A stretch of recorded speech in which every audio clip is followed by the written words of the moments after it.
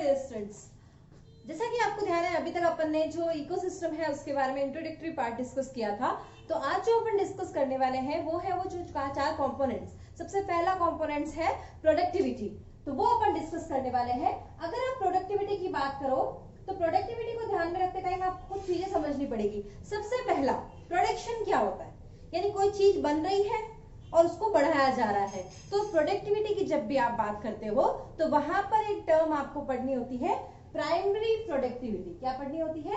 Primary. अगर primary productivity को देखते हो तो यहां पर आप प्राइमरी प्रोडक्शन देखो, तो किसी भी इकोसिस्टम में अगर आप प्राइमरी प्रोडक्शन की बात करते हो तो प्राइमरी प्रोडक्शन क्या हो जाएगा? टोटल जो बायोमास है वो पर यूनिट एरिया में कितने टाइम के अंदर, पर यूनिट टाइम के अंदर, पर यूनिट एरिया में कितना बायोमास का प्रोडक्शन हुआ है। यानी आप इसकी डेफिनेशन अगर लिखोगे तो क्या लिखोगे? Amount of biomass, amount of biomass produced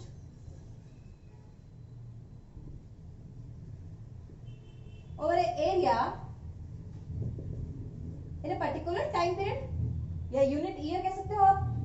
तो एक पर्टिकुलर ईयर के अंदर कितना बायोमास प्रोड्यूस किया है उस एरिया के अंदर, वो हो जाएगी आपका प्राइमरी प्रोडक्शन। और जब भी आप प्राइमरी प्रोडक्शन की डेफिनेशन बोलते हो तो वहां पे इसकी प्रोडक्टिविटी की डेफिनेशन निकल के आ जाती है। तो वो क्या हो जाएगी? Rate of biomass production.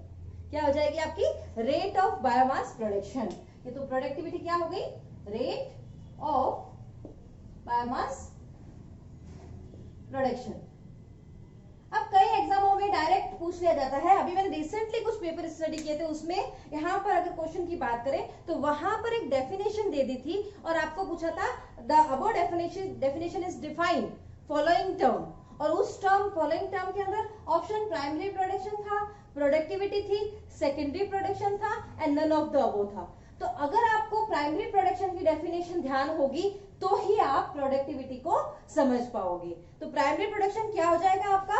Amount of biomass produce per unit area in per unit time, और जो रेट ऑफ बायोमास प्रोडक्शन हो जाएगी वो आपकी हो जाएगी प्रोडक्टिविटी। तो अब ये जो बायोमास प्रोड्यूस कर रहे हैं ये तो आपके क्या हो जाएंगे? ऑटोट्रॉप्स हो जाएंगे मान लो। तो जब इनको कंज्यूम करते हैं हेटेरोट्रॉप्स, तो हेटेरोट्रॉप जब सेकेंडरी कुछ बनाते हैं या जब उनको कंज्यूम करके कुछ बना रहे हैं प्रोडक्ट अपनी बॉडी में, तो वो हो जाएगा सेकेंडरी प्रोडक्टिविटी या सेकेंडरी प्रोडक्शन।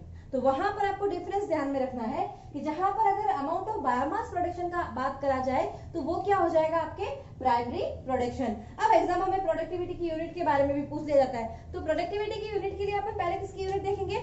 ये हो जाएगा, जैसे अगर वेट के बारे में बात की जाए इसकी कि भाई वेट कितना है, तो आपके एनसीईआरटी बुक्स के अंदर ग्राम देखे, ग्राम के अकॉर्डिंग दिया तो, और -1 लगा के रखा है। तो -1 लगा के रखा है उसका मतलब क्या हो गया? पर ग्राम, क्योंकि नीचे चला जाएगा ना माइनस में, और ऐसा कैसा एनर्जी के बेस पर भी किया गया है तो वो किलो कैलोरी में हो जाएगा।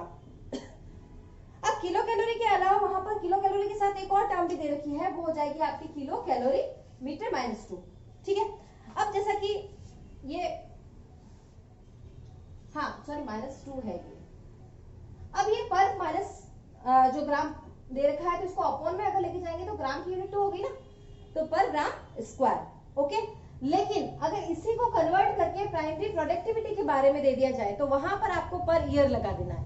क्या करना है? Per year. तो उससे आपकी यूनिट डिफाइन हो जाएगी। मतलब सिर्फ आपको अगर प्राइमरी प्रोडक्शन की यूनिट देनी थी तो वो तो आपकी क्या हो गई? ग्राम स्क्वायर, पर ग्राम स्क्वायर, और वही किलो कैलोरी पर मीटर स्क्वायर, और यहीं पे साथ में अगर मैं माइनस ये ऐसे लगा दूं तो ये किसकी यूनिट हो जाएगी? प्रोडक्टिविटी की यूनिट हो जाएगी। ओके। अब देखते हैं अपन थोड़ा आगे चलकर कि अगर अपन देखें प्रोडक्टिविटी को कितने पार्ट्स में डिवाइड किया गया है तो वो कैसे समझेंगे। अब प्रोडक्टिविटी को जब आपने समझा है तो वहां पर प्राइमरी प्रोडक्शन की बात मैंने आपको बता दी, और साथ में बताया कि अगर वो कोई हेटेरोट्रॉप सेकेंडरी कंजप्शन मतलब कंजप्शन करके कुछ प्रोडक्ट बना रहा है तो वो क्या हो जाएगा? आपका सेकेंडरी प्रोडक्शन, और उसकी हो जाएगी सेकेंडरी प्रोडक्टिविटी। अब प्रोडक्टिविटी को दो कैटेगरी में डिवाइड करके रखा गया है। वो दो कैटेगरीज कौन सी हो जाएगी देखते हैं अपन।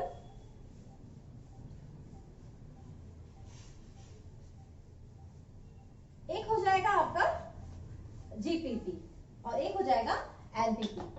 तो वो देखते हैं क्या होता है। प्रोडक्टिविटी में जब भी आप रिवीजन करते हो तो यहाँ पर आप देखते हो एक जीपीपी और एक देखते हो एनपीपी। अब एग्जामों में यहाँ पर से भी डायरेक्ट क्वेश्चन पूछ लिया जाता है कि जीपीपी इज इक्वल्स टू, तो इसका एक पर्टिकुलर फॉर्मूला होता है। इससे पहले सबसे पहले आपको ग्रॉस प्रोडक्शन जो हुआ है वो आपका किस में आ जाएगा, जीपीपी में आ जाएगा, यानी टोटल अमाउंट ऑफ प्रोडक्शन, जो ग्रॉस प्रोडक्शन है वो आ जाएगा जीपीपी के अंदर। लेकिन अगर इस ग्रॉस प्रोडक्शन में से टोटल जो बायोमास प्रोड्यूस हुआ उसको अगर लेंगे तो अपन वो ग्रॉस में आएगा।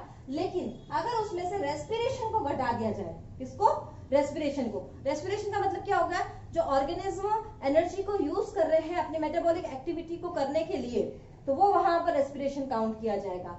तो जीपीपी माइनस रेस्पिरेशन जब भी आप करते हो तो वो इक्वल हो जाएगा आपके एनपीपी।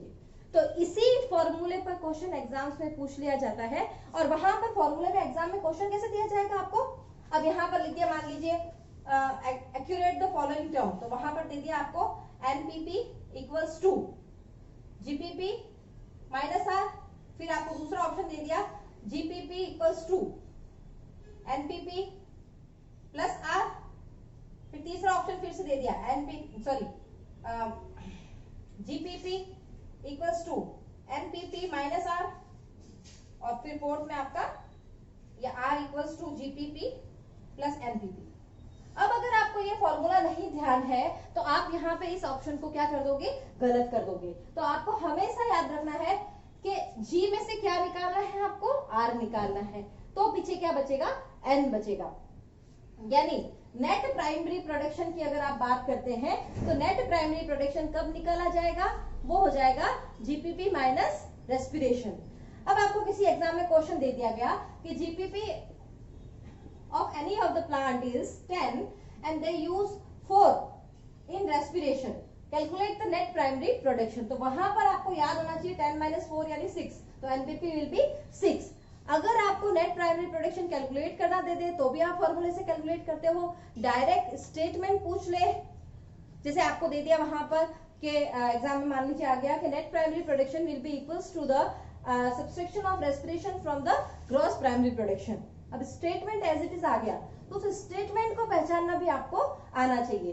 तो एग्जाम में क्वेश्चन प्रोडक्टिविटी किसे कहते हैं इस पर आ सकता है, या एनपीपी या जीपीपी आ सकता है। तो ये जो एक पैराग्राफ है इसमें से मोस्ट ऑफ द एग्जाम में क्वेश्चन बनता है, और यहाँ पर आपको मेनली कौन सा, ये जो फॉर्मूला है इसको याद रखना है। इस फॉर्मूले को जब तक आप याद रखते रहोगे तो आपका क्या हो जाएगा, एनालिसिस बहुत अच्छे से चलता रहेगा। अब बहुत सारे फैक्टर्स होते हैं जो प्रोडक्टिविटी को डिसाइड करवाते हैं कि वो एरिया में प्रोडक्टिविटी कैसी होगी। अब वो फैक्टर्स कौन से हो जाएंगे, पहला फैक्टर जो सबसे इंपॉर्टेंट फैक्टर वो हो जाता है न्यूट्रिएंट्स। उस एरिया में कितने न्यूट्रिएंट, कैसे न्यूट्रिएंट्स प्रेजेंट है वो डिसाइड कराएंगे कि प्राइमरी प्रोडक्शन जो है वो कैसा होगा। अगर खेती अगर बंजर है या कोई जमीन अगर बंजर है तो वहां पर कैसे होगी productivity, there will be no productivity. तो nutrient having a important role in the production of biomass. तो पहला और मोस्ट इंपॉर्टेंट फैक्टर क्या हो गया, न्यूट्रिएंट। फिर अब फोटोसिंथेसिस की कैपेसिटी कितनी है उन प्लांट्स की, क्या उनकी फोटोसिंथेसिस कैपेसिटी हाई है या लो है, ये भी डिसाइड करवाता है कि उस एरिया की प्रोडक्टिविटी क्या होगी। तो ये जो होता है आपका प्रोडक्टिविटी वाला पोर्शन होता है। अब इसमें एनुअल अगर ये जो आपके एनपीपी की बात की जाए तो आपके एनसीईआरटी के अकॉर्डिंग 170 बिलियन जो हो जाएगी ये टन्स, 170 बिलियन टन्स ये हो जाएगी एनपीपी। इतना स्टैटिक फैक्ट्स आपको याद रखने की वैसे जरूरत नहीं है, लेकिन आपके कोर्स बुक में दे रखा होता है या मोस्टली कभी पूछ ले तो मैंने आपको बता दिया। लेकिन मेन क्वेश्चन कहाँ बनेगा, सीधा पूछ लेंगे what is the primary production. तो मैंने बताया प्राइमरी प्रोडक्शन के बारे में आपको 3 टर्म याद रखनी है, total biomass, area and time. ये तीनों चीजें मिलकर इसकी डेफिनेशन को बना देंगे, यानी पर्टिकुलर एरिया में कितने टाइम पीरियड में बायोमास का प्रोडक्शन हुआ वो उसका प्राइमरी प्रोडक्शन हो जाएगा। प्रोडक्टिविटी की बात करें तो सिर्फ आपको एक टर्म याद रखनी है, rate of biomass production will B productivity. फिर अगर आपको पूछ ले what is gross primary production, तो ग्रॉस प्राइमरी प्रोडक्शन में टोटल प्रोडक्शन ऑफ बायोमास आ जाएगा।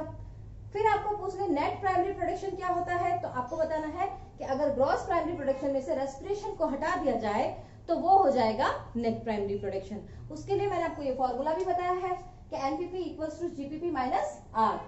ओके, फिर इसको उल्टा भी लिख के दे सकते हैं कई बार एग्जामों में कि GPP minus R equals to NPP. ठीक है, तो वहां पे कंफ्यूज नहीं होना है कि अरे यार पहले एनपीपी था या जीपीपी था, ऐसा नहीं। एबीसीडी में पहले कौन आता है, जी आता है ना, और एन बाद में आता है, तो आप ऐसे याद कर लो। फिर मैथमेटिकली इधर उधर करना तो आता ही है ना अपन को। तो इस तरह से आप ये प्रोडक्टिविटी का कंसेप्ट क्लियर करते हो। ओके, अगर आपको मेरा वीडियो पसंद आया है तो आप सबको शेयर कीजिए। और मैंने देखा है बहुत सारे बच्चे बिना शेयर किए सब्सक्राइब किए देख रहे हैं, तो this is not fair I think. और अगर आप दूसरों को शेयर करेंगे तो मेरी जो एफर्ट्स है लॉकडाउन के अंदर, उससे दूसरों को भी हेल्प मिलेगी। तो प्लीज प्लीज प्लीज इसको लाइक शेयर और सब्सक्राइब करना ना भूलें। और मिलते हैं एक नए पोर्शन के साथ, इसी के बाद वाला जो नेक्स्ट पोर्शन है उसमें। Bye bye. अगर आप मेरे चैनल बायोदेवी रिंकल पर पहली बार आए हैं या आपने अभी तक मेरे चैनल को सब्सक्राइब नहीं किया है तो तुरंत सब्सक्राइब करें और नोटिफिकेशन के लिए बेल आइकन को प्रेस करें।